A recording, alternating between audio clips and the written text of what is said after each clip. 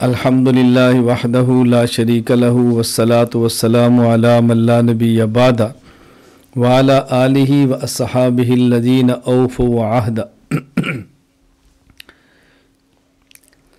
دلیل کی دو تعریفیں کی تھی اور اس میں ایک بہت اہم بات ذہن نشین فرما لیں۔ دلیل کے بارے میں ضابطہ یہ ہے البینۃ علی المدعی، کہ دلیل اس کے ذمے ہے جس نے دعویٰ کیا ہے، تو دلیل ہمیشہ مدعی کے ذمے ہوتی ہے۔ یہ بات ذہن نشین فرما لیں۔ یہ بات اس لیے سمجھنا ضروری ہے کہ دلیل کے بارے میں اہل باطل دو قسم کے دھوکے دیتے ہیں۔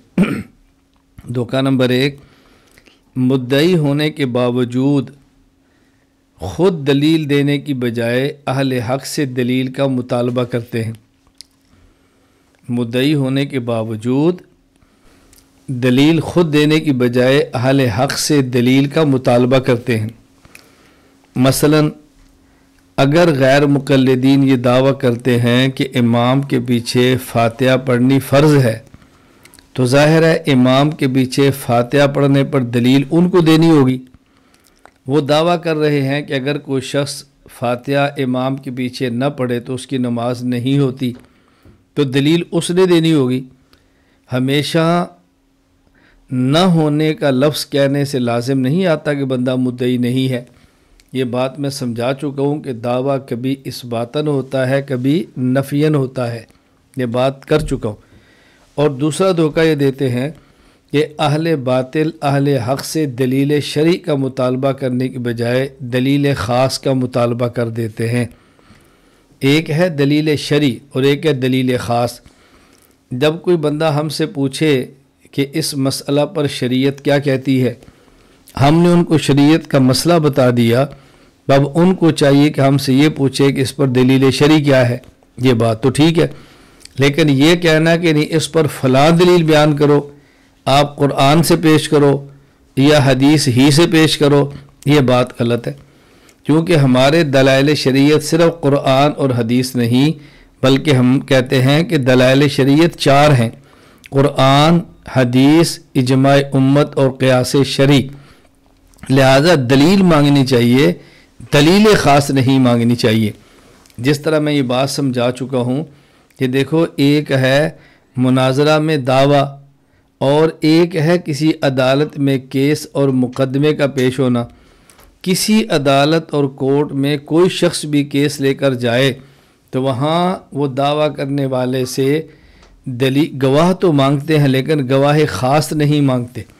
یہ تو کہہ سکتے ہیں کہ آپ نے جو دعویٰ کیا ہے تو اس پر گواہ کیا ہے، لیکن یہ نہیں کہہ سکتے کہ اس پر گواہ فلاں ہونا چاہیے۔ تو گواہ مانگیں اور گواہ پر جرح کریں، یہ تو حق ہے، لیکن گواہ خاص مانگیں یہ دنیا کی کسی عدالت اور قانون میں نہیں ہے۔ مثلا اگر کوئی شخص کسی پلاٹ کے لیے اپنا ہونے کا دعویٰ کرے تو اسے یہ پوچھا جائے گا کہ اس پر دلیل کیا ہے۔ یہ نہیں کہا جائے گا کہ ہم آپ کی بات تب مانیں گے جب اس پر بطور گواہ کے آپ ڈی سی کو پیش کریں، ہم تب مانیں گے جب آپ بطور گواہ کے گورنر کو پیش کریں۔ یہ بات تو فضول ہے۔ ہاں، یہ کہا جائے گا کہ آپ اس پر گواہ پیش کریں۔ جس طرح میں نے مثال دے کر بات سمجھایا کہ دیکھیں، اگر راہ چلتے پولیس کسی جوڑے کو پکڑ لے اور پوچھے یہ کون ہے، اور مرد دیکھے یہ میری بیوی ہے، تو پولیس پوچھے گی کہ آپ کی بیوی ہے تو اس پر گواہ پیش کرو، تو وہ گواہ پیش کرے گا نا۔ یہ تو نہیں کہیں کہ اگر آپ کی بیوی ہے تو آپ اس پر بطور گواہ اپنا چچا پیش کرو، آپ بطور گواہ اپنا ماموں پیش کرو، آپ بطور گواہ مسجد کا امام پیش کرو۔ یہ پوچھیں گے اس کا گواہ کیا ہے۔ تو گواہ کا مطالبہ ہوتا ہے، گواہ خاص کا مطالبہ نہیں ہوتا۔ تو اہل باطل دلیل کے بارے میں دو دھوکے دیتے ہیں، اس کو ہمیشہ ذہن نشین فرما لیں۔ نمبر ایک، کبھی وہ مدعی ہونے کے ہوتے ہیں اور دلیل خود دینے کے بجائے دلیل کا مطالبہ آپ سے کریں گے۔ نمبر دو، اگر دلیل مانگیں گے تو پھر دلیل خاص مانگیں گے، حالانکہ کسی بھی دعویٰ پر دلیل مانگی جاتی ہے، دلیل خاص نہیں مانگی جاتی۔ اور میں نے بات سمجھائی کہ مشرکین کا کام تھا کہ جب نبی خصوصاً رسول اکرم صلی اللہ علیہ وسلم نے اعلان نبوت فرمایا تو ان کو یہ تو حق تھا کہ اعلان نبوت پر آپ سے معجزہ مانگیں کہ آپ نبی ہیں، تو آپ کے دعوے نبوت پر دلیل کیا ہے؟ معجزہ۔ جب آپ کو معجزہ پیش کرتے تو وہ فرمائشی معجزہ مانگتے کہ ہم نبی مانگیں گے جب تم فلاں معجزہ لے کر آؤ۔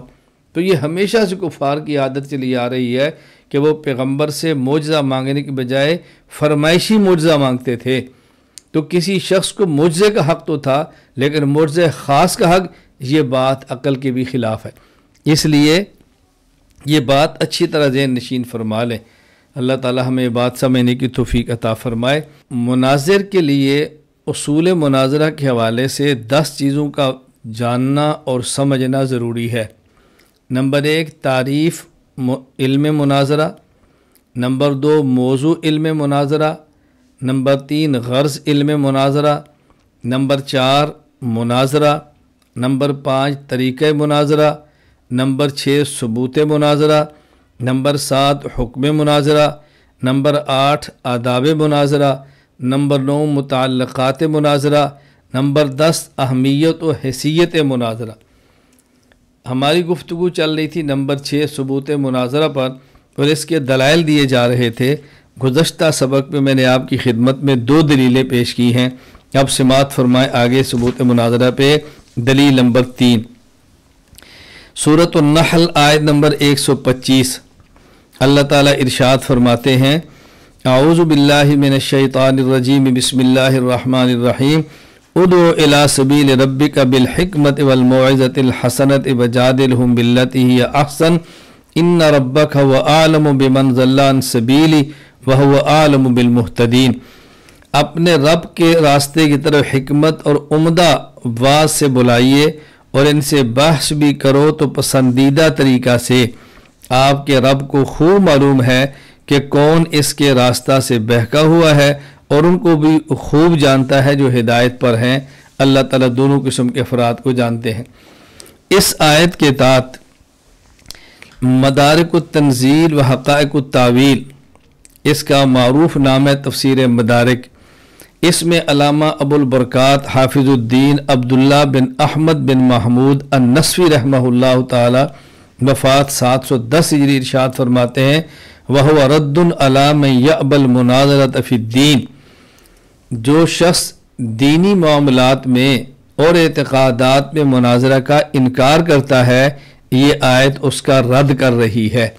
یعنی مناظرہ کا انکار کرنے والا قرآن اس کے خلاف بات کر رہا ہے۔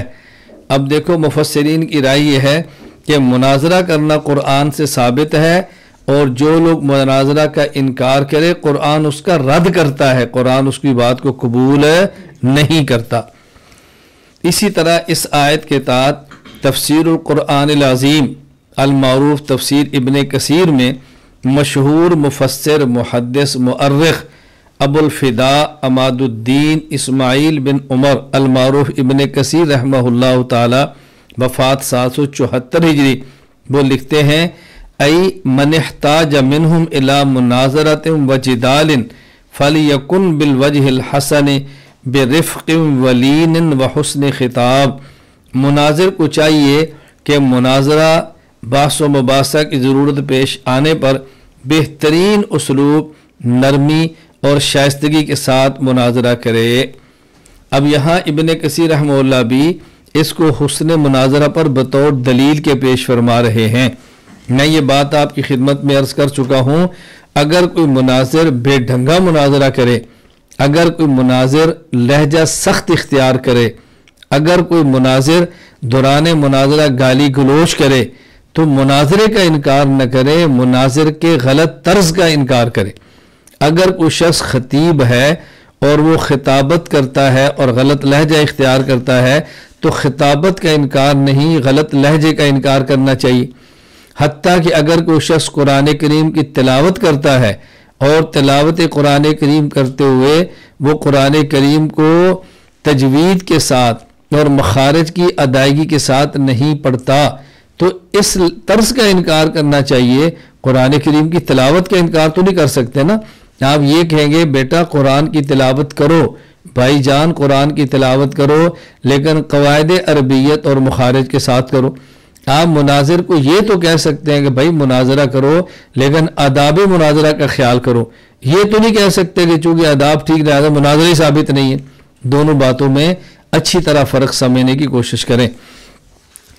اسی طرح اس آیت کے تحت حاشیۃ الجلالین میں لکھا ہے المجادلۃ ہی المنازعۃ لا لاظہار الثواب بل لالزام الخصم کما فی الرشیدیہ لکن المراد ہا ہنا المناظرۃ والجدل الحسن لکن المراد ہا ہنا المناظرہ والجدل الحسن ان یکون دلیلا مرکب من مقدمات مسلمۃ فی المشہور عند الجمہور ومقدمات مسلمۃ عند ذلک القائل ہکذا فی الکبیر۔ یہاں لکھا ہے مجادلہ، قرآن کریم کے اندر آتا ہے نا وجادلہم باللتی احسن، فرماتے ہیں لغت کے اعتبار سے تو مجادلہ کا معنی ہوتا ہے کہ جھگڑا کرنا جہاں حق کو بیان کرنا مقصود نہ ہو بلکہ صرف ہٹ درمی ہو، مخالف کو خاموش کرانا ہو اور کوئی مقصود نہ ہو۔ اب ظاہر ہے قرآن کریم میں جادلہم کا معنی یہ تو نہیں ہو سکتا، قرآن کریم یہ تو نہیں کہہ سکتا نا وجادلہم باللتی احسن کہ کسی کو اچھے طریقے پر دعوت دو، وہ دعوت نہ مانے تو اس کو چپ کرانے کی کوشش کرو، قرآن یہ تو نہیں کہے گا نا۔ لہذا جادلہم کا وہ معنی لو جو معنی بنتا ہے۔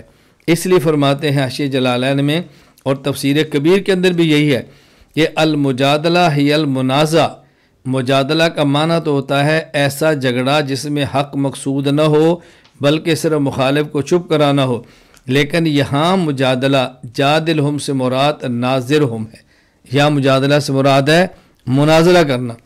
والجدل الحسن، اور جدال احسن کیا ہے کہ ایسی دلیل کو پیش کیا جائے کہ جو ان مقدمات سے بنی ہو جو فریقین کے ہاں مسلم ہیں، یعنی دونوں فریق مانتے ہیں، ایسی دلیل کو پیش کیا جائے کہ جس پر دونوں متفق ہیں تو ٹھیک ہے، اس میں کوئی حرج کی بات نہیں، یا ایسے مقدمات کو پیش کریں کہ جو دوسرے فریق کے ہاں بھی مسلم ہیں، جس سے آپ بات کرنا چاہتے ہیں اس کے لیے ایسا مقدمہ پیش کریں کہ جس کو وہ مانتا ہے۔ ظاہر جب اس کو مان لے گا تو پھر اس کو آپ کی بات مانے بغیر گزارا ہی نہیں ہوگا۔ میں اس کی مثال دیا کرتا ہوں کہ دیکھو جس طرح آج کے دور میں عام اہل السنت والجماعت احناف دیوبند اگر مسئلہ صلاۃ اور نماز کے مسائل میں کوئی مسئلہ پیش کریں تو غیر مقلد بسا اوقات ہمارے خلاف امام کعبہ کو پیش کرتے، تو ہم انہیں کہتے ہیں بھئی آپ کیا امام کعبہ مسلم ہے؟ جو کام امام کعبہ کرتا ہے تم سارے کام اس کے ٹھیک مانتے ہو؟ وہ کہنا جی ٹھیک ہے، پھر ہم اسے کہتے ہیں بھی امام کعبہ تو ہمیشہ نماز پڑھتے وقت سر کو ڈھانک کر پڑھتا ہے، تم ننگے سر کیوں پڑھتے ہو؟ اب اس وقت فوراً کہیں گے ہم کو امام کعبہ کے مقلد ہیں، ہم کہیں بھئی امام کعبہ نے تو امام احمد بن حنبل رحمہ اللہ کی تقلید کیا، کیا آپ کرتے ہو؟ جی میں کیا ان کا مقلد ہوں؟ تو ہم نے کہا پھر ہمارے خلاف تم نے امام کعبہ کو پیش کیا، یا تو یہ طے کر لو کہ ہم نے امام کعبہ کے سارے مسائل ماننے ہیں اور ہماری بنیاد موجودہ امام کعبہ ہے تو ٹھیک ہے، اگر آپ کی بنیاد یہ نہیں ہے پھر آپ نے ہمارے خلاف کیسے پیش کر دیا؟ یہ بات اچھی طرح ذہن نشین فرما لیں تاکہ کبھی بھی آپ کو الجھن پیش نہ آئے۔ اسی طرح تفسیر معارف القرآن میں اس آیت کے تحت حضرت مولانا محمد ادریس کاندلوی نور اللہ مرقدہ وفات 1394 ہجری تحریر فرماتے ہیں اے نبی دعوت دے اور بلا تو اپنے پروردگار کی راہ کی طرف علم و حکمت کی باتوں کے ساتھ اور عمدہ نصیحت کے ساتھ، اور اگر بحث و مباحثہ کا وقت آ پڑے تو نہایت عمدہ طریقے کے ساتھ ان سے مناظرہ کرو۔ تو دیکھیں کتنا بڑا مفسر ہے، اور وہ بھی جادلہم کا ترجمہ مناظرہ فرما رہے ہیں، جادلہم کا ترجمہ مناظرہ فرما رہے ہیں۔ ایک بات یہاں درمیان میں اچھی طرح ذہن نشین فرما لیں، میں بارہا یہ بات کہا کرتا ہوں کہ جب بھی کوئی حکم شرعی ہو تو یہ دیکھا جاتا ہے کہ یہ جو لفظ شریعت استعمال کرتی ہے اس کا شریعت کیا معنی کیا مراد ہے، یہ ہمیشہ ذہن نشین فرما لیں۔ کیوں؟ بس اوقات لوگ قرآن کریم کی آیت کو پیش کریں گے اور اس آیت میں موجود لفظ کا اصطلاحی اور شرعی معنی لینے کی بجائے اس کا لغوی معنی لے کر شریعت کے حکم کو بدلنے کی کوشش کریں گے۔ ہم کہتے ہیں بھی آپ ذرا اس بات کو سمجھیں، میں کئی بار یہ بات کہتا ہوں مثلا جب آپ جہاد فی سبیل اللہ کی بات کریں گے اور کہیں گے جہاد کا معنی قتال فی سبیل اللہ ہے، تو وہ لوگ جو جہاد کا معنی قتال نہیں کرتے وہ اس کے خلاف آیات پیش کرنی شروع کر دیں گے کہ دیکھیں جی وہاں قرآن کی آیت ہے وجاہدہم بھی جہادن کبیرہ، اور یہ آیت مکی ہے، مکہ مکرمہ میں قتال نہیں تھا، تو معلوم ہوا کہ قتال کے علاوہ اور اعمال کو بھی شریعت جہاد کہہ رہی ہے۔ تو معلوم ہوتا ہے کہ جہاد کا معنی کوشش کرنا ہے، جس دین کے عمل میں کوشش ہوگی وہ جہاد ہوگا۔ اب ہم کہیں گے اچھا اگر اس اصول کو لے لیا جائے تو قرآن کہتا ہے وجادلہم باللتی ہی احسن، کہ جو آپ کے مخالفین ہیں ان سے مجادلہ کرو۔ اب مجادلہ کا معنی جو لغوی لیں گے وہ تو پھر بحث و مباحثہ اور مناظرہ نہیں ہوگا نا، بلکہ پھڈا ہوگا۔ تو کوئی بندہ کہیے کہ جی میں اس لیے پھڈے باز ہوں کہ اس کا حکم قرآن دے رہا ہے، قرآن کہتا ہے جادلہم پھڈا کرو، تو میں تو اس لیے پھڈا کر تو قرآن کہہ رہا ہے۔ اب آپ اس کو سمجھائیں گے بھئی لفظ تو جادلہم کا ہے، لیکن یہاں جادلہم کا معنی پھڈا نہیں ہے، یہاں جادلہم کا معنی ناظر مناظرہ کرنا ہے، کیونکہ شریعت کی اصطلاح میں وہی مجادلہ مطلوب ہوتا ہے جو مناظرہ ہو، اور مناظرے کے بغیر اصول کے پھڈے بازی کو شریعت قبول نہیں کرتی۔ کتنی واضح سی بات موجود ہے، اللہ تعالی ہمیں یہ بات سمجھنے کی توفیق عطا فرمائے۔ مفاتیح الغیب المعروف تفسیر کبیر، اس آیت کے تحت امام فخر الدین محمد بن عمر بن حسین بن حسن الرازی رحمہ اللہ تعالی وفات 604 ہجری تفسیر کبیر میں فرماتے ہیں وَمِن لطائف هذه الآیت انہ قال ادعو الی سبیل ربک بالحکمت والموعظۃ الحسنہ، یہ آیت ادعو الی سبیل ربک بالحکمت والموعظۃ الحسنہ، اس آیت کے لطائف اور عجائبات اور نکتوں میں سے عجیب نکتہ یہ ہے فقصرت دعوت علی ذکر هذین القسمین لأن الدعوت ان كانت بالدلائل القطعیۃ فی الحکمہ وان كانت بالدلائل الظنیۃ فی الموعظۃ الحسنہ، کہ شریعت نے دعوت کو دو کاموں میں بند فرما دیا ہے، دعوت کو دو طریقوں میں متعین کر دیا کہ دعوت کے دو ہی طریقے ہیں، یا دعوت دلائل قطعیہ سے ہوگی یا دعوت دلائل ظنیہ سے ہوگی۔ اگر دین کی دعوت دلائل قطعیہ سے ہو تو اس کا نام حکمت ہے، اور اگر دلائل ظنیہ سے ہو تو اس کا نام الموعظۃ الحسنہ ہے۔ اما الجدل فلیس من باب الدعوت، البتہ جادلہم مناظرہ کرنا اور جدل یہ دعوت کے ابواب میں سے نہیں ہے، یہ دعوت کی قسم نہیں ہے، بل المقصود منہ غرض آخر مغایر للدعوت وهو الالزام والافہام، اس سے مقصود دعوت دینا نہیں بلکہ مقصود جو دعوت کا مخالف ہے اس کے اوپر الزام دینا اور اس کو خاموش کرانا ہے، اس کو لاجواب کر دینا ہے کہ تمہاری بات غلط ہے۔ فلہذا سبب لم یقل ادعو الی سبیل ربک بالحکمت والموعظۃ الحسنۃ والجدال الاحسن، اسی وجہ سے اللہ پاک نے یہ نہیں فرمایا کہ تم دین کی دعوت دو حکمت کے ساتھ، موعظہ حسنہ کے ساتھ اور جدال احسن کے ساتھ، بل قطع الجدل عن باب الدعوت، بلکہ اللہ تعالیٰ نے دعوت سے مناظرہ کو بالکل الگ کر دیا ہے۔ کیوں؟ تنبیہا علی انہ لا یحصل الدعوہ وانما الغرض منہ شیء آخر واللہ عالم، یہ بات بتانے کے لیے اور سمجھانے کے لیے اور اس بات پر تنبیہ کرنے کے لیے کہ مناظرہ سے دعوت حاصل نہیں ہوتی بلکہ اس سے مقصود مخالف کو لاجواب کرنا ہے۔ یہ بات اچھی طرح ذہن نشین فرما لیں۔ میں مزید ایک دو حوالہ دے کر اس بات کو پھر سمجھا دیتا ہوں۔ اس آیت کے تحت تفسیر روح المعانی میں، روح المعانی فی تفسیر القرآن العظیم والسبع المثانی، یہ تفسیر کا مکمل نام ہے تفسیر روح المعانی کا۔ اس آیت کے تحت تفسیر القرآن العظیم، روح المعانی فی تفسیر القرآن العظیم والسبع المثانی میں مفتی بغداد علامہ ابو الثناء محمود آلوسی افندی بغدادی الحنفی رحمہ اللہ تعالی وفات 1270 ہجری فرماتے ہیں انما لم یقل ادعو الی سبیل ربک بالحکمت والموعظۃ والجدل الاحسن لما ان الجدال لیس من باب الدعوہ بل المقصود منہ غرض آخر مغایر لہا وهو الالزام والافہام۔ اللہ تعالیٰ نے اس آیت میں یوں نہیں فرمایا ادعو الی سبیل ربک بالحکمت والموعظۃ الحسنۃ والجدال الاحسن، کہ دین کی دعوت دو حکمت کے ساتھ، عمدہ نصیحت کے ساتھ اور مناظرہ کے ساتھ۔ کیوں نہیں فرمایا؟ اس لیے کہ مناظرہ کرنا یہ دعوت میں سے نہیں، یہ دعوت کی قسموں میں سے نہیں، بلکہ مناظرہ سے مقصود ہے مخالف کو لاجواب کر دینا اور مخالف کو خاموش کر دینا، یہ مقصود تھا۔ اس لیے والجدال احسن کو باب دعوت میں شمار ہی نہیں کیا۔ اس آیت کے تحت معرف القرآن میں مفتی محمد شفیع صاحب رحمہ اللہ، مفتی اعظم پاکستان، وفات 1396 ہجری، تحریر فرماتے ہیں، میں حضرت کی بار لفظ بلفظ پڑھ دیتا ہوں۔ آیت کے نسخ سے معلوم ہوتا ہے کہ اصول دعوت اصل میں دو ہی چیزیں ہیں، حکمت اور موعظت۔ تیسری چیز مجادلہ اصول دعوت میں داخل نہیں، ہاں طریقے دعوت میں کبھی اس کی بھی ضرورت پیش آتی ہے۔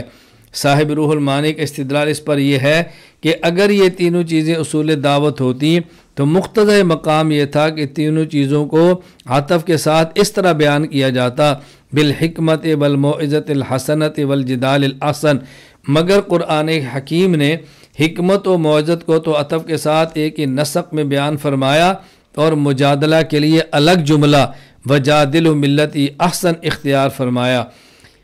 اس سے معلوم ہوتا ہے کہ مجادلہ فی العلم دراصل دعوت اللہ کا رکن یا شرط نہیں، بلکہ طریقہ دعوت میں پیش ہونے والے معاملات کے متعلق ایک ہدایت ہے، جیسا کہ اس کے بعد کی آیت میں صبر کی تلقین فرمائی ہے، کیونکہ طریقہ دعوت میں لوگوں کی ایذاؤں پر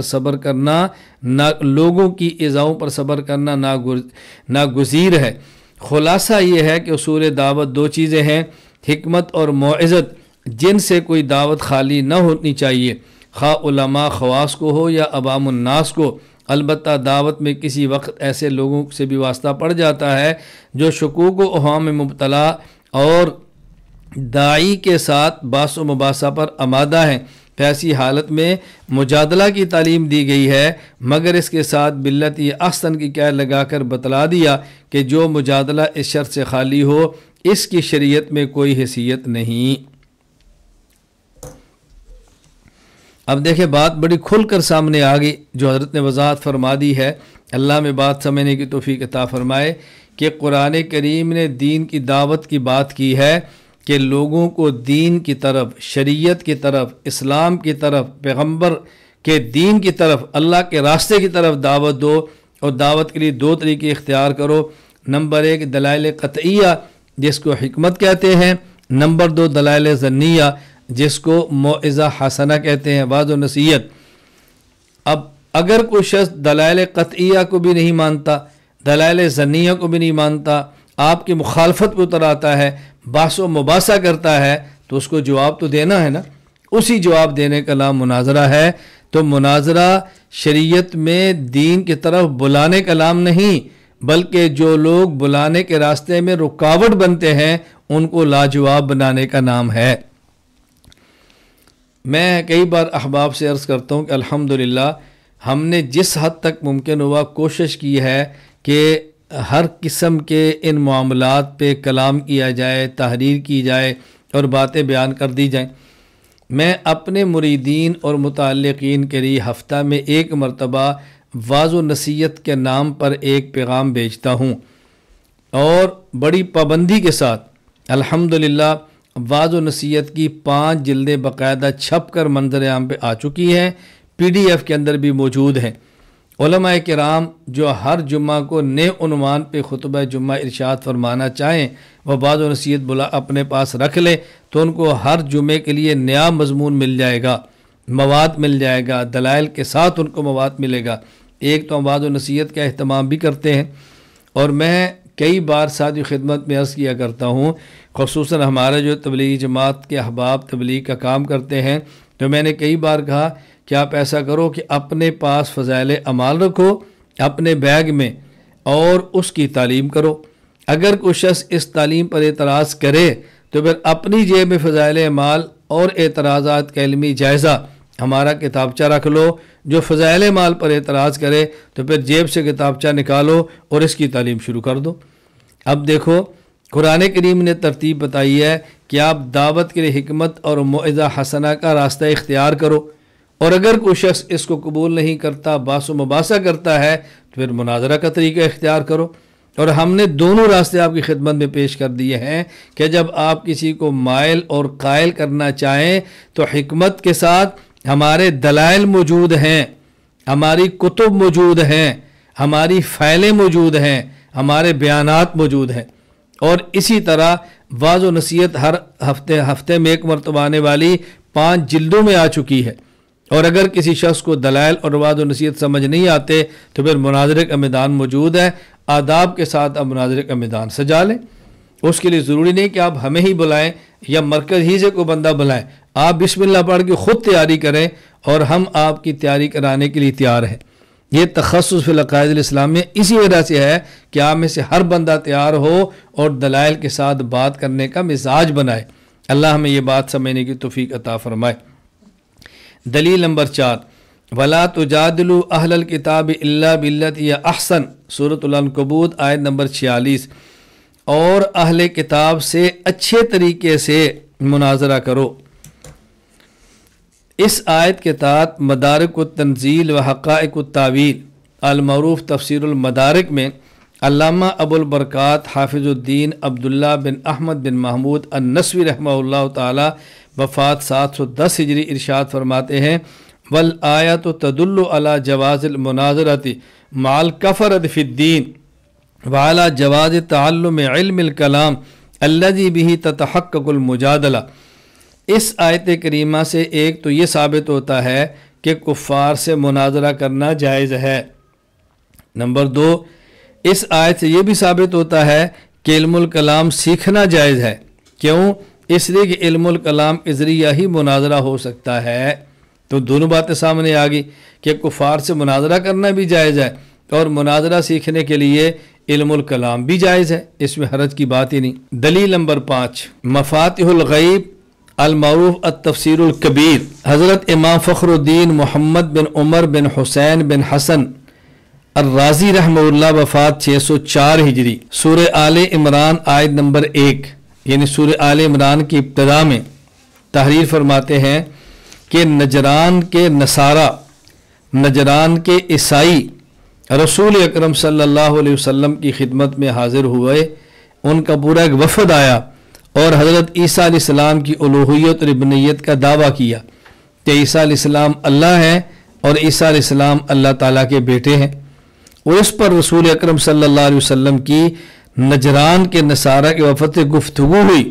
وہ گفتگو تفسیر کبیر کے اندر نقل فرمائی ہے، ذرا وہ گفتگو سنیں کہ رسول اکرم صلی اللہ علیہ وسلم نے ان سے کیا گفتگو فرمائی تھی۔ ثم اخذ رسول اللہ صلی اللہ علیہ وسلم يناظر معهم فقال ألستم تعلمون ان اللہ حی لا يموت وان عیسیٰ یاتی علیہ الفنا۔ حضور اکرم صلی اللہ علیہ وسلم نے مناظرہ فرمایا، اور یہ بات بھی ذہن نشین فرما لیں کہ دلائل کا مناظرہ کرنے سے پہلے ایک اور معاملہ بھی پیش آیا۔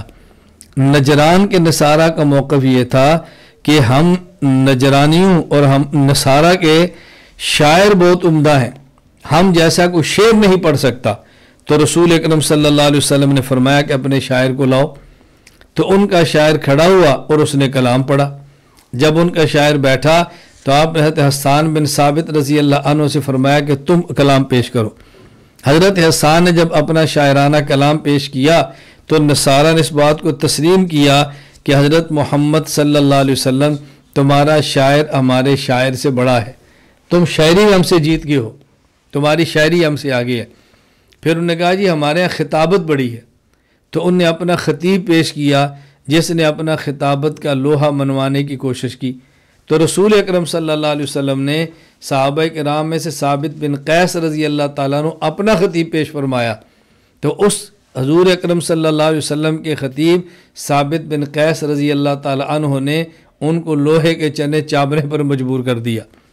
وہ تو آئے تھے نا اپنا لوہا منوانے کے لیے، تو آپ کے خطیب نے لوہے کے چنے چبوا دیے ان کو۔ تو دیکھیں آپ صلی اللہ علیہ وسلم کے خطیب خطابت میں بھی ان سے بازی لے گیا۔ تو ہماری شریعت میں تو مد مقابل شاعر کا مقابلہ شاعری میں کرنا بھی جائز ہے، مد مقابل خطیب کا مقابلہ خطابت میں کرنا بھی جائز ہے۔ مناظرہ تو بالکل الگ چیز ہے، مناظرے کا جواز کیسے نہیں ہوگا، دلائل سے بات کرنے کا جواز کیسے نہیں ہوگا۔ تو رسول اکرم صلی اللہ علیہ وسلم گفتگو کی تو آپ نے فرمایا الستم تعلمون ان اللہ حی لا یموت وان عیسیٰ یاتی علی الفنا قالوا بلا، کیا تمہارا یہ نظریہ نہیں ہے، کیا تم اس بات کا اعتراف نہیں کرتے کہ اللہ تعالیٰ تو زندہ ہے، کبھی ان پر موت نہیں آئے گی، اور عیسیٰ علیہ السلام پر موت آئے گی؟ کہا جی مانتے ہیں۔ فرمایا الستم تعلمون انہ لا یکون ولد الا ویشبہ اباہ، کیا تم اس بات کا اعتراف نہیں کرتے کہ بیٹا باپ کے مشابہ ہوتا ہے؟ کہا جی بالکل مانتے ہیں۔ پھر آپ نے فرمایا الستم تعلمون ان ربنا قیم علی کل شیء یکلہ ویحفظہ ویرزقہ فہل یملک عیسیٰ شیئا من ذلک، کیا تم اس بات کا اعتراف نہیں کرتے کہ اللہ تعالیٰ تو نگہبان ہیں، ہر چیز کی حفاظت فرماتے ہیں، تھامتے ہیں اور ہر چیز کو رزق دیتے ہیں، کیا عیسیٰ علیہ السلام ان میں سے کسی چیز کے مالک ہیں؟ انہوں نے کہا نہیں۔ فرمایا الستم تعلمون ان اللہ لا یخفی علیہ شیء فی الارض ولا فی السماء فلیعلم عیسیٰ شیئا من ذلک الا ما علم، کیا تم اس بات کو نہیں جانتے، تمہیں یقین نہیں ہے کہ آسمان و زمین کی کوئی چیز بھی اللہ تعالیٰ پر مخفی اور پوشیدہ نہیں، اور عیسیٰ علیہ السلام اتنا ہی جانتے ہیں جتنا اللہ نے ان کو بتایا ہے؟ کہا جی بالکل مانتے ہیں۔ آپ نے فرمایا فإن ربنا صور عیسیٰ فی الرحم کیف شاء، حضرت عیسیٰ علیہ السلام کو اللہ تعالیٰ نے ماں کے پیٹ میں اور رحم میں جیسی شکل چاہی عطا فرما دی۔ فہل تعلمون ان ربنا لا یاکل الطعام ولا یشرب الشراب ولا یحدث الحدث، کیا تم اس بات کو نہیں جانتے کہ ہمارا اللہ نہ کھاتا ہے نہ پیتا ہے اور نہ ہی ان کو کوئی طبی تقاضا پیش آتا ہے؟ وَتَعْلَمُونَ أَنَّ عِيسَىٰ حَمَلَتْهُ امْرَأَةٌ كَحَمْلِ الْمَرْأَةِ وَوَضَعَتْهُ كَمَا تَضَعُ الْمَرْأَةُ، کیا تم نہیں جانتے کہ عیسیٰ علیہ السلام اپنی ماں کے پیٹ میں رہے جس طرح اور بچے ماں کے پیٹ میں رہتے ہیں؟ اور کیا تم نہیں جانتے کہ عیسیٰ علیہ السلام کی والدہ نے ان کو اسی طرح جنا جس طرح اور عورتیں اپنے بچے کو جنتی ہیں؟ ثم کان یطعم الطعام ویشرب الشراب ویحدث الحدث، پھر عیسیٰ علیہ السلام کھاتے بھی تھے پیتے بھی تھے اور آپ کو طبی تقاضے بھی پیش آتے تھے۔ انہوں نے کہا جی بالکل ایسے ہی ہے۔ آپ نے فرمایا کیف یکون کما زعمتم، ان سب چیزوں کے ماننے کے باوجود تم پھر عیسیٰ علیہ السلام کو اللہ کا بیٹا یا اللہ کیسے کہتے ہو؟ تو اس کا نصارہ کے پاس کوئی جواب موجود نہیں تھا۔ حضرت امام فخر الدین رازی رحمۃ اللہ علیہ نے گفتگو نقل فرمائی ہے تفسیر کبیر میں، یہ بات ثابت ہو رہی ہے کہ رسول اکرم صلی اللہ علیہ وسلم سے خود مناظرہ کرنا ثابت ہے۔ قرآن کریم مناظرے کا جواز بھی دے رہا ہے، جادلہم کہہ کے مناظرے کا حکم بھی کر رہا ہے، اور الم تر الی الذی حاج ابراہیم کہہ کے حضرت ابراہیم علیہ السلام کے مناظرے کے واقعات بھی بیان کر رہا ہے، اور پھر قرآن کریم سورہ آل عمران کو جس پس منظر میں نازل کرتا ہے وہ رسول اکرم صلی اللہ علیہ وسلم کے مناظرے کے عمل کو بیان بھی کر رہا ہے۔ تو معلوم ہوا کہ مناظرہ کرنا قرآن کریم سے ثابت کہ انبیاء علیہ السلام کا طریقہ ہے، مناظرے کا جواز بھی ہے، مناظرے کا حکم بھی ہے، اور سب سے بڑھ کر عجیب بات یہ ہے کہ مناظرہ کرنا بوقت ضرورت ہمارے پیغمبر پاک صلی اللہ علیہ وسلم کی سنت مبارکہ بھی ہے، پھر اس کا انکار کیسے ہو سکتا ہے؟ تفسیر کبیر میں یہ واقعہ نقل کرنے کے بعد امام فخر الدین رازی رحمۃ اللہ علیہ فرماتے ہیں وَعَلَمْ أَنَّ هَذِهِ الرِّوَایَةَ دَالَّةٌ عَلَىٰ أَنَّ الْمُنَاظَرَةَ فِي تَقْرِیرِ الدِّینِ وَإِزَالَةِ الشُّبْهَاتِ حِرْفَةُ الْأَنْبِيَاءِ عَلَيْهِمُ الصَّلَاةُ وَالسَّلَامُ وَأَنَّ مَذْهَبَ الْحَشَوِیَّةِ فِي إِنْکَارِ الْبَحْثِ وَالنَّظْرِ بَاطِلٌ قَطْعًا، فرماتے ہیں کہ دیکھو یہ روایت اس بات کی واضح دلیل ہے کہ دینی عقائد کو ثابت کرنے کے لیے اور شبہات کو ختم کرنے کے لیے مناظرہ کرنا انبیاء علیہ السلام کا طریقہ ہے۔ ہاں فرقہ حشویہ اس کا انکار کرتا ہے، اور ان کا انکار کرنا قطعاً باطل ہے، باطل قطعاً۔ یہ فرقہ حشویہ یہ اللہ تعالیٰ کے لیے اذا کو ثابت کرتے ہیں، اللہ تعالیٰ کے لیے ایک جگہ سے دوسری جگہ تک منتقل ہونے حرکت کو ثابت کرتے ہیں، اور یہ فرقہ صفات متشابہات یدن عین الوجہ ان کا ظاہری معنی مراد لیتا ہے۔ یہ مناظرے کا منکر تھا، اور حضرت امام راضی فرماتے ہیں کہ ان کا باطل نظریہ ہے مناظرہ کا انکار کرنا۔ دلیل نمبر 6، میں نے آپ کی خدمت میں سے قبل 5 دلائل قرآن کریم سے پیش کیے، اب 6ٹھی دلیل آگے احادیث مبارکہ سنیں۔ صحیح مسلم باب استحباب افادت الماء علی الراس بغیر ثلاثہ عن جبیر بن مطعم رضی اللہ عنہ قالوا تماروا فی الغسل عند رسول اللہ صلی اللہ علیہ وسلم فقال بعض القوم اما انا فانی اغسل راسی کذا وکذا فقال رسول اللہ صلی اللہ علیہ وسلم اما انا فانی افیض علی راسی ثلاث اکف۔ صحیح مسلم میں روایت مدور جبیر بن مطعم رضی اللہ عنہ فرماتے ہیں کہ رسول اکرم صلی اللہ علیہ وسلم کی موجودگی میں صحابہ کرام نے مباحثہ کیا، مباحثہ کہ اپنے سر میں غسل کرتے وقت پانی کتنا ڈالنا چاہیے۔ ایک صحابی نے کہا میں اتنا ڈالتا ہوں، دوسرے نے کہا میں اتنا ڈالتا ہوں، مباحثہ کیا تو رسول اکرم صلی اللہ علیہ وسلم نے فرمایا کہ میں اپنے سر پر 3 بار پانی بہاتا ہوں۔ اس حدیث کے تحت علامہ محی الدین ابو زکریہ یحییٰ بن شرف النووی رحمہ اللہ تعالی وفات 676 ہجری شرح صحیح مسلم میں فرماتے ہیں وفیہ جواز المناظرہ والمباحثۃ فی العلم۔ اللہ اکبر۔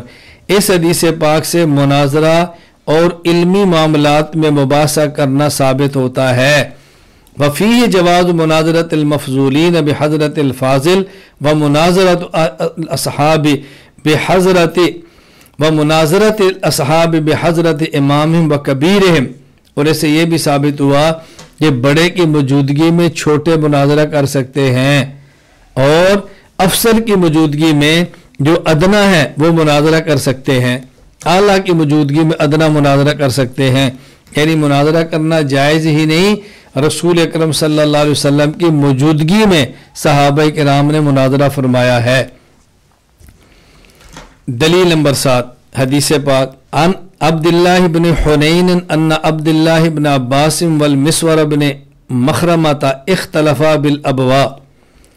یہاں صحابہ کرام رضی اللہ تعالی عنہ مجمعین کا مبارک عمل پیش کیا جا رہا ہے مباحثہ اور مناظرہ کرنے پہ۔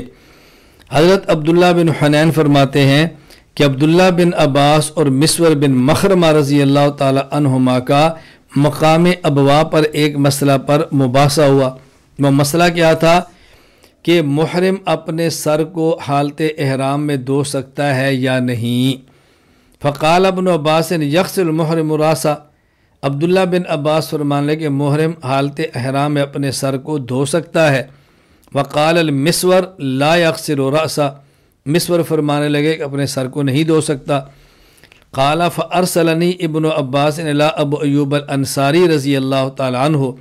عبداللہ بن حنین فرماتے ہیں مجھے عبداللہ بن عباس نے کہا کہ تم جاؤ ابو ایوب انصاری سے مسئلہ پوچھ کر آؤ۔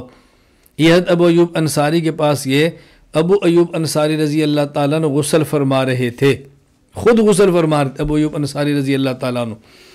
کہتے ہیں فوجدتہ یغتسل بین القرنین ویستر بثوب، یعنی آپ نے کپڑے کا پردہ کیا ہوا تھا اور غسل فرما رہے تھے۔ فسلمت علیہ، میں نے سلام کیا۔ آپ نے پوچھا یہ کون ہے؟ میں نے کہا جی عبداللہ ابن حنین، مجھے ابن عباس رضی اللہ عنہما نے بھیجا ہے کہ میں آپ سے پوچھوں کیف کان رسول اللہ صلی اللہ علیہ وسلم یغسل راسہ محرم، کہ رسول اکرم صلی اللہ علیہ وسلم حالت احرام میں محرم ہونے کی حالت میں اپنا سر کیسے دھوتے تھے۔ اب ظاہر ہے جب پتہ چل جائے گا کیسے دھوتے تھے تو یہ ثابت ہو گیا نا کہ حالت احرام میں اپنے سر کو دھویا کرتے تھے۔ فوضع ابو ایوب یدہ علی الثوب فطأطأہ علی حتی بدا لہ رأسہ ثم قال لانسان یصب علیہ الماء اسبب فصب علی رأسہ ثم حرک رأسہ بیدیہ فاقبل بہما وادبر ثم قال ہکذا رأیت صلی اللہ علیہ وسلم یفعل۔ حضرت ابو ایوب انصاری رضی اللہ تعالی عنہ نے اپنا سر یوں یعنی پردے سے باہر یوں نکال دیا اور ایک شخص سے کہا کہ میرے سر کے اوپر پانی ڈالو۔ انہوں نے پانی ڈالنا شروع کیا تو ابو ایوب انصاری رضی اللہ تعالیٰ عنہ اپنے سر کو اپنے دونوں ہاتھوں سے حرکت دی، پہلے ہاتھ آگے لے گئے پھر پیچھے، یعنی آپ دھو رہے تھے یوں ہاتھوں کو پہلے آگے لائے پھر یوں اپنے ہاتھوں کو پیچھے لے گئے، پھر میرے طرف متوجہ ہو کر فرمانے لگے کہ میں نے رسول اکرم صلی اللہ علیہ وسلم کو اسی طرح اپنے سر مبارک کو دھوتے ہوئے دیکھا ہے۔ اب دیکھو یہ واقعہ نقل کرنے کے بعد احکام الاحکام شرح عمدۃ الاحکام میں علامہ تقی الدین ابو الفتح محمد بن علی بن وہب بن مطیع القشیری اور معروف ابن دقیق العید رحمہ اللہ فات 702 ہجری فرماتے ہیں وفی الحدیث دلیل علی جواز المناظرۃ فی المسائل الاجتہاد، اس حدیث میں اس بات کی دلیل موجود ہے کہ مسائل اجتہادیہ میں مناظرہ کرنا ثابت ہے۔ ایک اجتہادی مسئلہ تھا تو اس پہ مناظرہ کرنا ہے، تو صحابہ کرام کے آپس میں گفتگو چل رہی ہے، اور حضرت ابو ایوب رضی اللہ تعالیٰ عنہ نے جب رسول اکرم صلی اللہ علیہ وسلم کا حمل پیش فرما دیا، اب ان کے آپس میں بحث ختم ہو گیا، الجھن ہی ختم ہو گئی۔ دلیل نمبر 8 الفقی والمتفقہ لابی بکر خطیب بغدادی رحمہ اللہ تعالی، امام ابو بکر احمد بن علی الخطیب بغدادی رحمہ اللہ وفات 463 ہجری، حضرت عمر بن خطاب، حضرت علی بن ابی طالب رضی اللہ عنہما اور دیگر صحابہ اور تابعین کا عمل نقل کرتے ہیں کہ ان کی مبارک عادت یہ تھی کہ جب ابھی تک کوئی مسئلہ پیش نہیں آیا ہوتا تھا، اس کے باوجود بھی یہ لوگ ان مسائل پر گفتگو فرما لیا کرتے تھے۔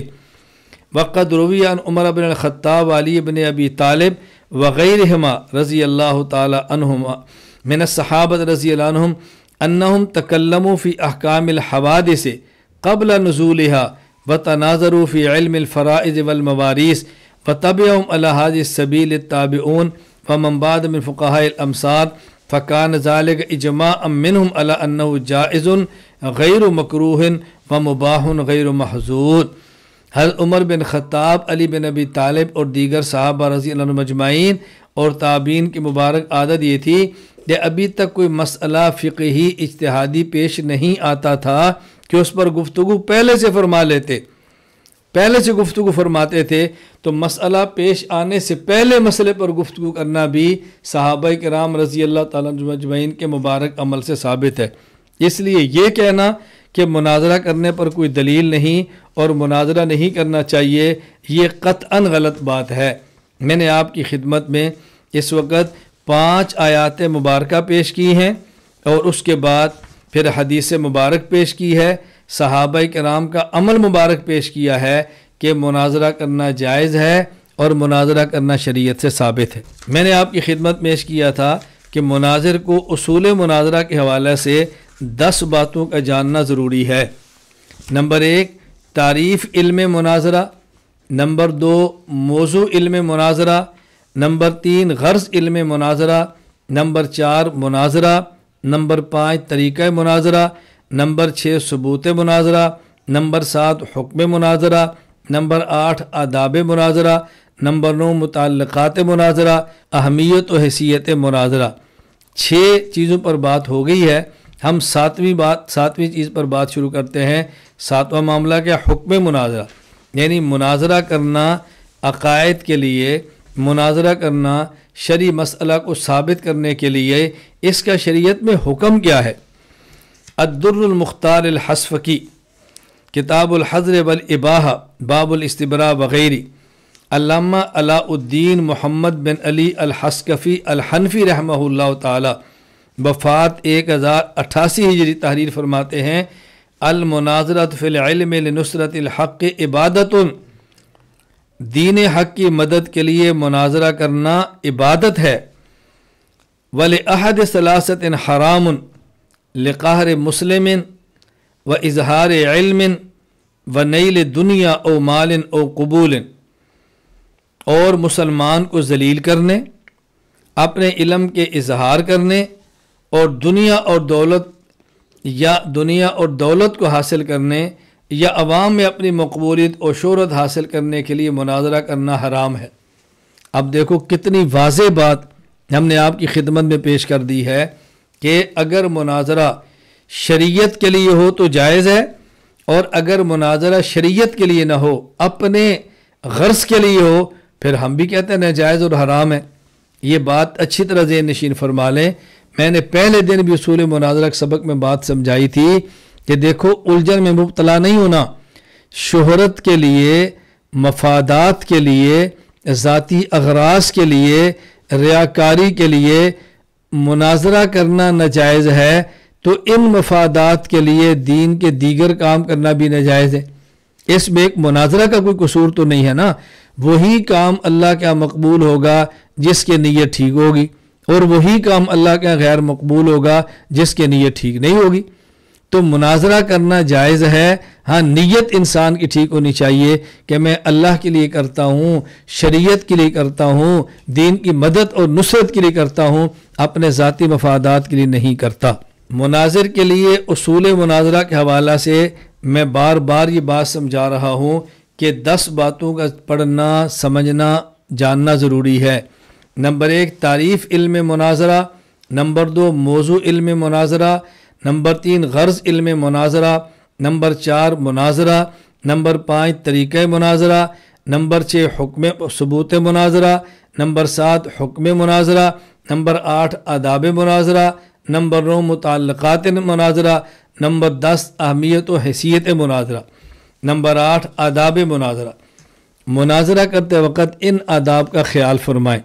نمبر 1 مناظر صاحب علم ہو۔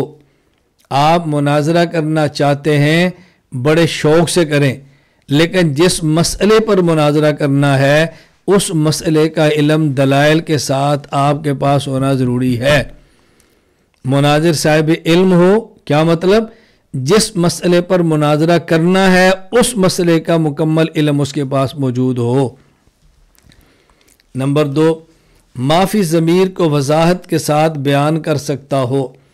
مناظر کے لیے زبان کو بہت اہمیت حاصل ہے، بیان کرنے پر قادر ہو، بات سمجھانے پر قادر ہو، اپنی بات اچھے انداز میں پیش کرنے کی قدرت رکھتا ہو، جو بات اس کے دل کے اندر اس کو سمجھا سکتا ہو۔ مناظرہ کے وقت یعنی کہ میں کہنا چاہتا ہوں، میرا مقصد یہ ہے، میرا مقصود یہ، لمبی مباحث میں نہ پڑے، بات کھل کر کر سکتا ہو۔ نمبر 3 مناظر بے جھجک ہو۔ میں اکثر یہ بات کہا کرتا ہوں، ہم 2 لفظ استعمال کرتے ہیں، دونوں میں فرق سمجھیں۔ عام طور پہ کہا جاتا ہے کہ مسائل شریعت کو بیان کرنے میں شرم نہیں، مسائل شریعت کو سمجھنے میں شرم نہیں، مسائل شریعت کو پوچھنے میں شرم نہیں۔ ہم کئی بار کہہ سکتے ہیں بیٹا پوچھ لو، شرع میں شرم نہیں، مسئلے میں حیا نہیں۔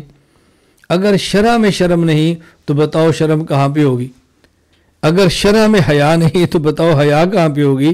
الفاظ ٹھیک کرو، یہ کہا کرو کہ بیٹا مسئلہ پوچھ لو۔ شریعت کے مسائل پوچھنے میں جھجکنا نہیں چاہیے، شریعت کے مسائل پوچھنے میں جھجکنا نہیں چاہیے۔ تو یہ کہتے ہیں کہ مناظر بے جھجک ہو۔ اب یہ تو نہیں کہہ سکتے کہ مناظر بے شرم ہو، مناظر بے حیا ہو، یہ کہیں گے۔ الفاظ کا چناؤ بہت اچھی طرح کیا کریں۔ تو یہ جملہ بالکل تبدیل کر دیں، میری بات کو اچھی طرح سمجھ لیں۔ ہمارے ہاں ایک جملہ عوام الناس میں مشہور ہے، اور کبھی کبھی یہ جملہ خواص بھی فرما دیتے ہیں کہ مسائل پوچھنے میں شرم سے کام نہیں لینا چاہیے، شریعت میں شرم نہیں، شرع میں شرم نہیں، مسئلہ میں حیا نہیں۔ یہ جملے ٹھیک نہیں، بلکہ یہ کہنا چاہیے کہ مسائل پوچھنے میں جھجک سے کام نہیں لینا چاہیے، مسئلہ پوچھنے میں جھجک نہیں ہے۔ یہ نہ کہے کہ شرم نہیں۔ اگر شریعت اور شرع میں حیا اور شرم نہیں تو بچاؤ حیا اور شرم کہاں پہ ہوگی؟ تو بے جھجک ہونا اور بات ہے اور بے شرم ہونا اور بات ہے۔ بے جھجک ہونا اور بات ہے اور بے حیا ہونا بات ہے اور بات ہے۔ مسائل شریعت پوچھنے میں انسان کو بے جھجک تو ہونا چاہیے، ہاں البتہ بے شرم نہیں ہونا چاہیے۔ مسائل شریعت پوچھنے میں آدمی کو بے جھجک تو ہونا چاہیے، ہاں البتہ بے حیا نہیں ہونا چاہیے۔ بہت سارے مسائل ایسے موجود ہیں کہ جس میں صحابہ کرام رضی اللہ تعالیٰ عنہ مجمعین سے مسائل شریعت میں حیا کی وجہ سے خود نہ پوچھنا، دوسرے کے ذریعے پوچھنا ثابت ہے۔ مثلا حضرت علی رضی اللہ تعالیٰ عنہ رسول اکرم صلی اللہ علیہ وسلم کے داماد تھے، تو حضرت علی رضی اللہ عنہ فرماتے کہ چونکہ آپ کی بیٹی فاطمہ میرے نکاح میں ہے تو یہ مسئلہ پوچھتے ہوئے مجھے حضور سے حیا محسوس ہوتی ہے، یہ مسئلہ تم پوچھ کر بتاؤ کہ جب بیوی کے ساتھ کھیلتے ہوئے انسان کو مزی نکل آئے اس وقت غسل ہے یا نہیں۔ اب حضرت علی دیکھو، حیا کا شکار ہے، مسئلہ نہیں پوچھ رہے، تو مسائل شریعت میں حیا کیوں نہیں؟ تو بے جھجک ہونا اور بات ہے اور بے شرم اور بے حیا ہونا اور بات ہے۔ نمبر 4، آواز قدرے بلند ہو۔ ایک ہے آواز ایسی بلند ہونا کہ جس کو قرآن کہتا ہے ان انکر الاصوات لصوت الحمیر، کہ گدھے کی طرح آواز نہ ہو، آواز قدرے بلند ہو۔ قدرے بلند ہونے کا معنی ہے کہ مناظر کی آواز ایسی ہو، مناظر خود بھی سنے، مناظرہ سننے والی عوام بھی سنے، اور سامنے والے مناظر کو بھی پتہ ہو کہ کوئی بندہ بول رہا ہے، مناظر کو بھی اندازہ کو بول رہا ہے، اس لیے آواز مناظر کی قدرے بلند ہو۔ نمبر 5، گرفت مضبوط ہو۔ مناظر میں بنیادی صفت یہ ہے کہ اس کی گرفت بڑی مضبوط ہو۔ جب گرفت کرے تو پھر دوسرے کو ہلنے نہ دے اور اپنی بات پہ کھڑا ہو، اپنی بات پہ ڈٹ جائے اور دوسرے کی بات کو توجہ سے سنے، اس کی غلطیاں نوٹ کرے اور اس کی غلطی کو گرفت کرے، تو مناظر کی گرفت مضبوط ہونی چاہیے۔ یہ بات اچھی طرح ذہن نشین فرما لیں۔ نمبر 6، الفاظ مہذب اور شائستہ استعمال کریں۔ مناظرہ کرتے وقت الفاظ میں بد تہذیبی آنا یہ ٹھیک نہیں، مناظرہ کرتے وقت مغلظات بکنا یہ ٹھیک نہیں، مناظرہ کرتے وقت غلط الفاظ استعمال کرنا یہ قطعاً ٹھیک نہیں ہے۔ مناظر کو الفاظ مہذب لانے چاہیے۔ نمبر 7، اپنے مخالف کو کمزور نہ سمجھیں۔ یعنی جب آپ نے مناظرہ کرنا ہو تو مناظرہ کرتے وقت یہ ذہن نہ بنائیں کہ ہمارے مخالف پاس کوئی دلیل ہی نہیں ہے، تیاری کرنے کی کیا ضرورت ہے، یہ تو ایسے ہی چلے جائیں گے۔ دیکھیں، مناظر ہوتا ہے، اہل باطل بھی ہو تو مناظر تو ہے۔ وہ کون سا مناظر ہے کہ جس مناظر کے پاس کوئی دلیل ہی موجود نہ ہو؟ دلیلیں ہوتی ہیں۔ رئیس المناظرین حجت اللہ فی الارض حضرت مولانا محمد امین اکاڑوی رحمہ اللہ کا واقعہ سنایا کرتے۔ حضرت فرماتے تھے کہ ایک دور تھا کہ پرندوں میں بھی مناظرے ہوتے تھے، اور اب دیکھیں ایک پرندہ اگر مناظر ہو تو دلیل تو اس کے پاس بھی ہوتی ہے نا۔ جو بھی مناظرے کے میدان میں اترے گا دلیل تو ہوگی۔ آپ اس کو اتنا کمزور سمجھیں کہ اپنی تیاری ہی نہ کریں تو بتائیں آپ مناظرہ کریں گے کیسے؟ حضرت ایک واقعہ سنایا کرتے تھے، فرمایا کہ سلیمان علیہ السلام کے دور میں 2 پرندوں کے درمیان مناظرہ ہوا۔ حضرت سلیمان علیہ السلام نے ایک پرندے کو بھیجا کہ جاؤ فلاں کو بلا کر لاؤ۔ کہا جی میں بلانے کے لیے گیا ہوں، 2 کے درمیان مناظرہ تھا اور وہ ثالث بن کر بیٹھا ہے فیصلہ کرنے کے لیے۔ اس نے کہا جی مناظرہ ختم ہو تو میں آتا ہوں۔ مناظرہ کے بعد آیا تو سلیمان علیہ السلام نے پوچھا کہ پرندوں کے درمیان مناظرہ کس مسئلے پر تھا؟ اس نے کہا جی ایک کہہ رہا تھا کہ منہ افضل ہوتا ہے اور دوسرا کہہ رہا تھا پیٹھ افضل ہوتی ہے۔ اب دیکھو، یعنی پیٹھ افضل ہونا یہ بھی کوئی موقف ہوگا؟ تو سلیمان علیہ السلام نے فرمایا کہ منہ کو افضل ہونا تو سمجھ آتا ہے، جو کہتا ہے پیٹھ کو افضل ہوتی ہے، کیا اس کے پاس بھی کوئی دلیل تھی؟ اب دیکھو بظاہر موضوع کتنا کمزور ہے اور مناظرہ کرنے والا بھی پرندہ ہے، دلیلیں وہ بھی دے رہا ہے۔ فرمایا جی بالکل، عرض کیا اس کے پاس بھی دلیل تھی۔ فرمایا کیا دلیل تھی؟ کہا جی جو کہہ رہا تھا نا کہ پیٹھ افضل ہے، وہ کہہ رہا تھا کہ ایک ہے متواضع اور ایک ہے متکبر۔ منہ متکبر ہے، ہمیشہ اٹھا ہوتا ہے، اور پیٹھ متواضع ہے، وہ ہمیشہ جھکی ہوتی ہے اور چھپ چھپ کے رہتی ہے، اور جو تواضع کرنے والا ہے وہ تکبر کرنے والے سے افضل ہوتا ہے۔ حضرت سلیمان علیہ السلام فرمایا کہ دلیل تو اس نے زبردست دی ہے، تو دوسرے نے کیا دلیل دی؟ کہا جی دوسرے نے کہا کہ منہ پاک ہوتا ہے اور پیٹھ ناپاک ہوتی ہے، ظاہر پیٹھ سے نجاست نکلتی ہے، اور ناپاک پیٹھ ہے اور منہ پاک ہے، تو ظاہر ہے پاک ناپاک سے افضل ہوتا ہے۔ حضرت سلیمان علیہ السلام فرمانے لگے دلیل تو اس کی بھی ٹھیک ہے۔ اس نے اس کا کیا جواب دیا؟ کیا جی اس نے اس دلیل کو توڑ دیا۔ اس نے کہا کہ نجاست منہ سے بھی نکلتی ہے اور نجاست پیٹھ سے بھی نکلتی ہے۔ پیٹھ سے نجاست نکلتی ہے پخانے کی، اور منہ سے نجاست نکلتی ہے کفر اور شرک کی۔ پیٹھ سے جو نجاست نکلتی ہے وہ ایک لوٹا پانی سے پاک ہو جاتی ہے، اور منہ سے نکلنے والی نجاست کفر و شرک کی وہ پورے سمندر سے بھی پاک نہیں ہوتی۔ تو میں نے فرمایا دلیل تو اس کی بھی زبردست ہے۔ اب دیکھیں مناظرے کا عنوان کتنا کمزور ہے، اور مناظر پرندہ ہے، اور دلیلیں تو اس کے پاس بھی ہیں۔ تو جب آپ کو سمجھ آئے فلاں مناظر ہے تو یہ نہ سمجھنا کوئی دلیل ہی لہذا میں چلا جاؤں، تیاری ہو تو جائیں، تیاری نہ ہو تو کسی مناظر سے رابطہ کریں۔ حضرت سلیمان علیہ السلام نے فرمایا کہ دلائل تو دونوں دے رہے تھے، تو تم نے فیصلہ کیا کیا؟ اس نے کہا جی میں نے فیصلہ یہ کیا کہ ایک ہے با ادب اور ایک ہے بے ادب، با ادب کا منہ افضل ہے اور بے ادب کی پیٹھ افضل ہے با ادب کا منہ افضل ہے اور بے ادب کی پیٹھ افضل ہے۔ حضرت کاڑوی رحمۃ اللہ علیہ اس موقع پر فرمایا کرتے تھے کہ حیاتی کا منہ افضل ہے اور مماتی کی پیٹھ افضل ہے حضرت فرمایا کرتے تھے مقلد کا منہ افضل ہے اور غیر مقلد کی پیٹھ افضل ہے۔ اب دیکھیں میں حضرت کے الفاظ نقل کر رہا ہوں، میں کہوں گا تو آپ کو کہ بہت سخت ہے، میں اگر اس طرح کے واقعات حضرت کے نقل کرتا رہوں تو آپ یقین فرمائیں گے کہ آپ کہیں گے یہ تو بہت نرم آدمی ہے، اس کی زبان میں تو سختی کا تصور بھی نہیں ہے۔ حضرت ایسی باتیں ارشاد فرمایا کرتے تھے۔ نمبر 8، اپنے اصولوں سے پیچھے نہ ہٹیں، اپنے اصول پر ڈٹے رہیں، اپنے اصول پر قائم رہیں، اپنے اصول سے پیچھے نہیں آنا۔ ہمارا اصول یہ ہے کہ شریعت کے 4 دلائل ہیں، قرآن، حدیث، اجماع امت اور قیاس شرعی۔ اب کوئی آپ کا مد مقابل 1000 مرتبہ کہے کہ یہ مسئلہ آپ نے قرآن سے ثابت کرنا ہے، کبھی ہمارے دلائل 4 ہیں، قرآن، حدیث، اجماع اور قیاس شرعی۔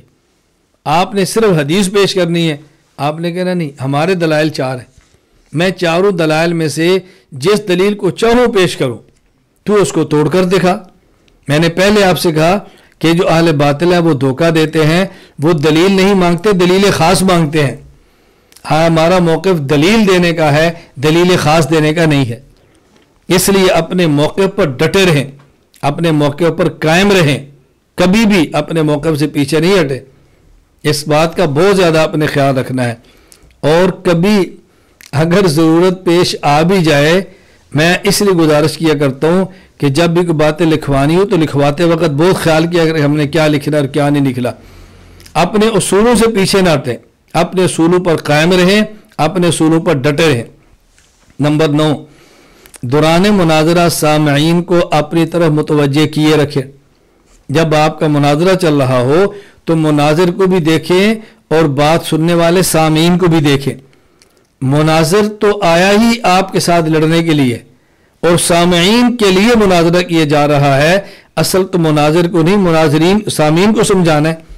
اس لیے سامعین کی طرف بہت توجہ رکھیں اور سامعین کو بات سمجھانے کی بھرپور کوشش کریں، اس سے کبھی بھی کوتاہی اس میں نہیں کرنی۔ نمبر 10، اگر مناظرہ اہل علم میں ہو تو اصطلاحی الفاظ استعمال کریں اور اگر عوام میں ہو تو عام فام الفاظ استعمال کریں۔ دوران مناظرہ کوشش کریں آسان سے آسان الفاظ لائیں اور ایسے الفاظ لائیں کہ جس کو عوام سمجھ سکے، یہ بہت ضروری ہے۔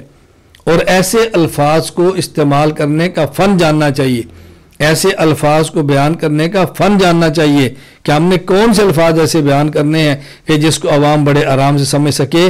اس کے اندر کبھی بھی کمی اور کوتاہی نہیں کرنی، یہ بات اچھی طرح ذہن نشین فرما لیں۔ رئیس المناظرین حجت اللہ فی الارض حضرت مولانا محمد امین صفدر اکاڑوی نور المرقدہ واقعتاً اس فن میں یکتا تھے، کوئی اس میں رائے نہیں۔ حضرت کی مثل شاید اللہ تعالیٰ تو قادر مطلق ہیں، بڑے بڑے لوگ دنیا میں آتے رہیں گے، لیکن بظاہر اس وقت اس زمین پر شاید حضرت جیسا کوئی بندہ موجود نہ ہو۔ علمی وسعت بھی تھی اور گرفت بھی تھی، الفاظ بھی شستہ تھے اور حضرت عوامی الفاظ لا کر عوام کو سمجھانا بہت اچھی طرح جانتے تھے۔ حضرت بہت پیاری گفتگو فرماتے تھے، بہت پیاری۔ حضرت اس انداز میں بات کرتے کہ مخالف کے لیے بات کرنا مشکل ہو جاتی۔ ایک مرتبہ گفتگو ہوئی تو حضرت بیان کے لیے تشریف لے گئے، وہاں غیر مقلد ایک مولوی آ گیا اور ساتھ چند بندے بھی تھے۔ کہا جی ہم نے بات کرنی ہے۔ حضرت نے فرمایا کس پہ بات کرنی ہے؟ کہا جی تقلید پہ۔ حضرت نے فرمایا تقلید کا معنی بتاؤ، پہلے یہ بتاؤ کہ تقلید کہتے کسے ہیں تاکہ عوام کو تقلید کا مطلب سمجھ آئے گا تو بات کرنی آسان ہوگی نا۔ کہا جی تقلید کہتے ہیں کہ لوگ امتی کی بات مانیں اور اس سے دلیل نہ مانگے۔